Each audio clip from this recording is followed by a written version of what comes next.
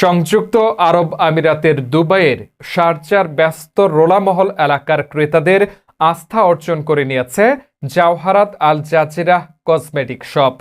আমাদের BD star টিভির staff reporter Mohammad Abdul মকিদ জানান, সংযুক্ত আরব আমিরাতের দুবাইয়ের শারজার ব্যস্ত রোলামহল এলাকার দুবাই প্রবাসী বাংলাদেশ, নেপাল, পাকিস্তান ও মাওলালি, কেরালা, ইন্ডিয়া সকল প্রবাসীর আস্থা অর্জন করে নিয়েছে জাওহারাত আল জাজিরা কসমেটিক শপ।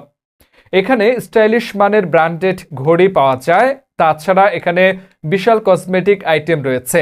এই দোকানে এক ছাদের নিচেই পাওয়া যাচ্ছে আন্তর্জাতিক মানের কসমেটিক পণ্য এবং স্টাইলিশ ব্র্যান্ডেড ঘড়ির বিশাল সংগ্রহ। তাই এখানে নারী ও পুরুষ উভয়ের জন্য রয়েছে skin care, makeup item, perfume সহ নানা ধরনের কসমেটিক পণ্য। পাশাপাশি পাওয়া যাচ্ছে ক্লাসিক থেকে শুরু করে আধুনিক ডিজাইনের ঘড়ি, যা প্রতিদিনের ব্যবহার কিংবা উপহারের জন্য এক দারুণ উপযোগী। এ সময় প্রতিষ্ঠানের কর্তৃপক্ষ আমাদের বিডি স্টার টিভিকে জানান, अस्सलाम वालेकुम।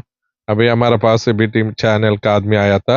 अभी हमारे पास हर सामान सस्ता में देता है। अभी पूरा वो लोग को वीडियो निकला, अल्हम्दुलिल्लाह, और उसको धन्यवाद।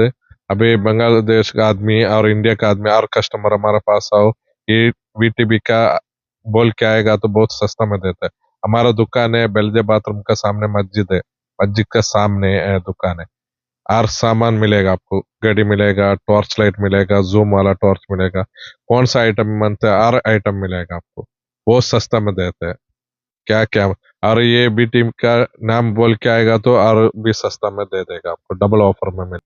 তারা পণ্যের গুণগত মান ও সাশ্রয়ী মূল্যের উপর সর্বোচ্চ গুরুত্ব দিচ্ছেন। সেই সঙ্গে ক্রেতাদের সন্তুষ্টি তাদের প্রধান লক্ষ্য।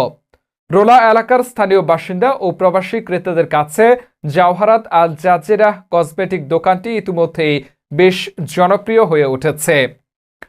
উন্নত সেবা, বিশ্বস্ততা এবং বৈচিত্র্যময় পণ্যের কারণে অল্প সময়ে দোকানটি নিজের জায়গা করে নিয়েছে বাজারে। সব মিলিয়ে বলা যায়, কসমেটিক ও ঘড়ির বিশ্বস্ত ঠিকানা হিসেবে রোলামহল এলাকার জাওহারাত আল জাজিরা এই দোকানটি ক্রেতাদের জন্য একটি নির্ভরযোগ্য নাম হয়ে উঠেছে। এই ছিল আজকের ব্যবসা সংবাদ। আপনাদের সঙ্গে ছিলাম আমি নাসিরউদ্দিন শিকদার। ধন্যবাদ।